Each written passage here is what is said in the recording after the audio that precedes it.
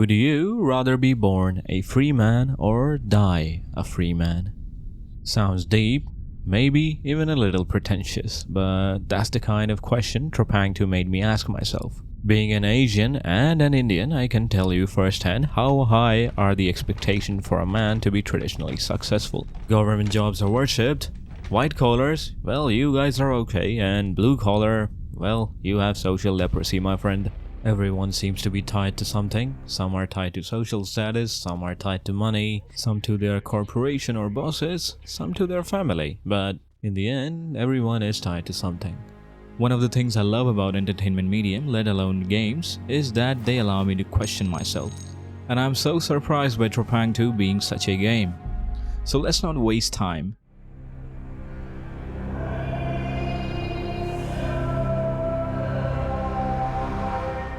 TREPANG2 is a banger. It's a brilliant game, but my reasons for finding it brilliant are much different. The gameplay is phenomenal, the graphics under proper conditions are really eye-catching. The sound design, especially in the early games, is some of the best work I have heard in recent times.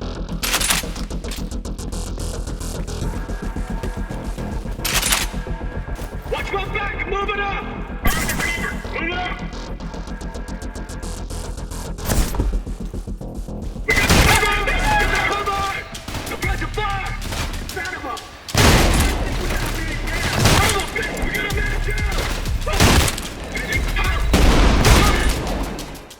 The gun sounds are visceral and have a distinct punch to them.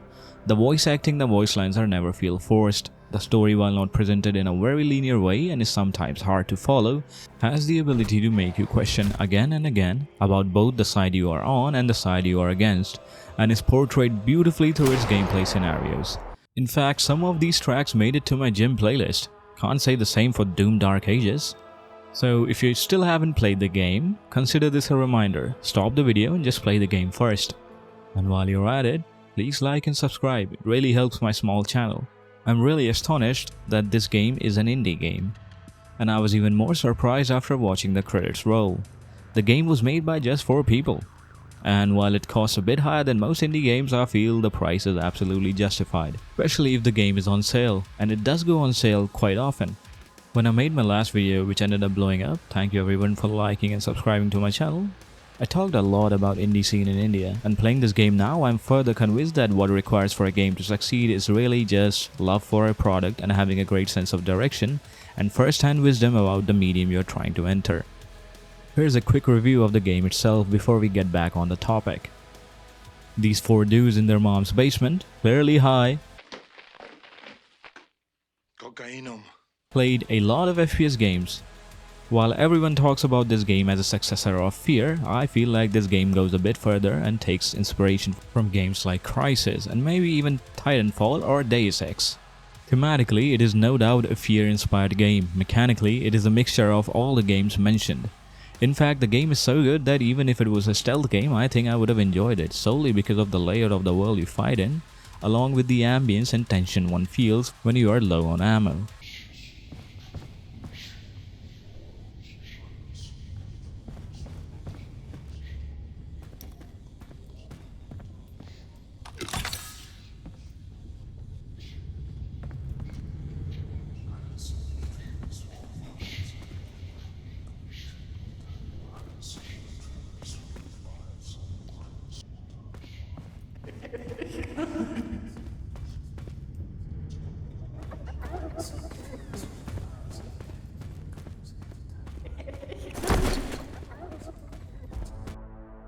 I played the game on hard, and I think that should be the normal difficulty for the game if you're someone who plays multiplayer FPS games. The AI, while not as great as F.E.A.R, and let's be honest, I don't think there has been any game since F.E.A.R that had AI as good as it is, still does a fine job in bringing you challenge. If you are careless, you will be shot down. The game has good number of weapons, and being able to dual wield most of them later down the line, and the fact that every weapon is viable, even the pistol, really makes weapon choices more of a personal preference rather than a min-max type of thing. There's also SPAS 12, a war crime in your hands.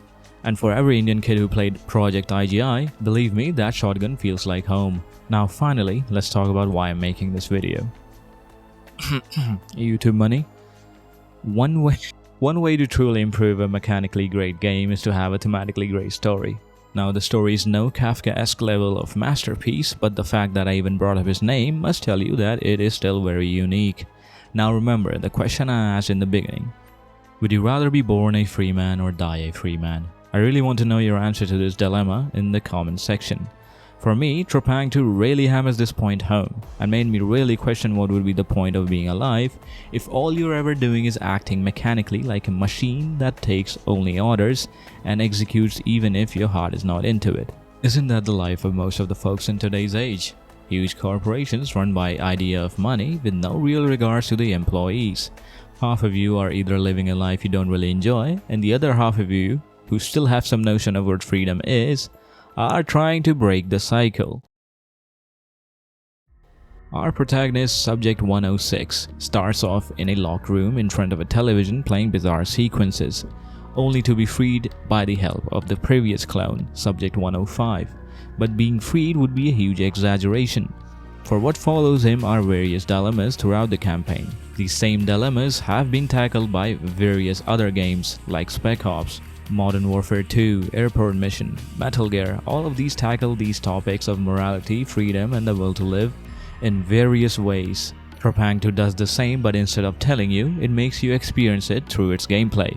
On one hand, your organization's head, the director, are shown as the good guys, and throughout the campaign you are led to believe what you're doing is good, and that the end justifies the means. But time and time again, Anton Lazar's logs and monologues really make you question whether it is truly the right way to look at things. In myths, often the good guys aren't the ones who are perfect, but ones who us human can relate to with all their flaws and shortcomings. The game does an excellent job in hitting this point home by making the player realize that an honest man doesn't have to be a perfect man. The director, under the disguise of making Anton Lazar just a pure villain and Horizon a completely evil entity, still ends up making Subject 106 do just as many horrible things as Anton Lazar. The director is a completely shrouded figure with even more shrouded reasons. She doesn't bat an eye when Task Force members are dying. Point somewhere. Fuck. That was our only way out. 6-3. You need to cut your losses and extract without you're wounded. We can't just blame them. Task Force agents can't fall into enemy hands.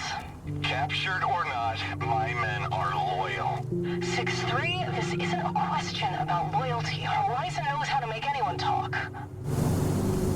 106. Terminate them. Run, son of a bitch.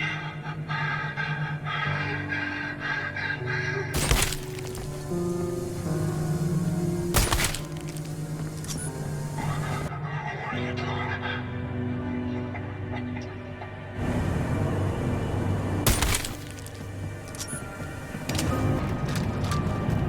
All right. Take care of my team first, okay?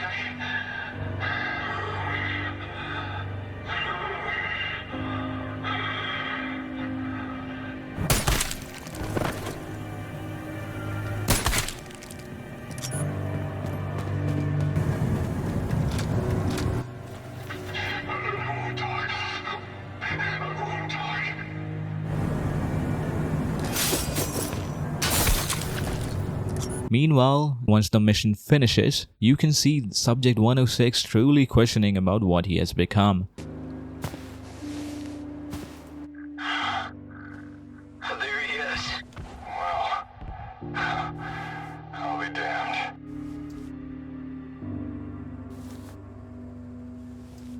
The only difference is, Anton Lazar truly does care about his employees and team of mercenaries. All personnel, evacuate now. That's an order. Negative, sir. We can't do that. Not until you're safe. Horizon is finished. There's nothing to die here for. Leave while you still can. We can't lose the greatest mind of this generation. We're staying, sir. That's final. It was an honor working with you all. It is here that the players feel through Subject 106 why freedom is a lie. He might not be sitting handcuffed in that chair, but he is still chained by what he follows. George Gurdjieff, a famous philosopher, once said, The first reason for people's slavery is our ignorance, and above all, our ignorance of ourselves. And in that sense, freedom is a lie, through and through. For most people, if asked, would say that freedom means being able to do what you want to do. But if you ask them without shadow of a doubt what do they truly want to do, more than half would not even know the answer to this, and the remaining would still have questions about it. To define freedom is the same as defining love. It is an essence like the smell of a rose. Unless you have an experience of it, you truly don't know what it truly is. A blind man knows nothing about being able to see, no matter how detailed the explanation is in words. In the same way, freedom is the quality of life itself. It is no wonder the Romans said, "Give them bread and circuses, and they will never revolt," because the idea of freedom for humans seems good enough as long as they are comfortable with their lives, or more to say, entertained. But it is only once you start losing it do you realize how important it is. And the game really tried to mess with the player on this notion. Subject 106, even though a silent protagonist, expresses more to the player than most protagonists in current AAA games. And on the same hand, Anton Lazar, even though an evil guy and a clone, is more human than the director. Instead of making the same old story of good versus bad, it's more so you versus Grey. Because in real life, we aren't really that good of a person as we believe ourselves to be. How many times have you ignored a beggar or a homeless guy, but were quick to feel good that one time you did end up offering something? How many times did you make promises but broke them because they were convenient? How many times did you go against your own wishes even though you consider yourself a free man? It is why I say freedom is a lie, or at least the freedom we consider to be free is a lie. You ever say I'll stop drinking and then cave the next day? Say I'll eat healthy and then binge because it's your favorite food? That's not freedom, that's convenience dressed as autonomy. Real freedom is alignment between your mind, your actions, your values, and nobody wants that responsibility because if you fail, you have no one to blame. Just like Subject 106, we all have a director in our heads, telling us what to do, rationalizing, controlling, and most of us obey it without question. And until you confront that voice, you are not free. You are just another clone running missions you didn't choose. And we keep on doing this because we don't want to come to terms with our own shortcomings. We are quick to judge others' actions and overlook their intentions. Meanwhile, we are quick to look at our intentions and overlook our actions. And to be free is to see through the veil just like you would judge someone other than you. Until then, freedom at best is a lie or a matter of convenience. So final thoughts? TREPANG2 could have just been another shooter, but it dared to be something more. It asked questions most AAA games wouldn't touch with a 10-foot pole. Subject 106 might have escaped the lab, but the real test was breaking free of himself. And maybe that's the test for all of us. Thanks for watching. If this hits home, like the video, subscribe, and maybe share it. It really helps me a lot and I appreciate it. Till next time, don't forget to question the director in your own head. Peace out.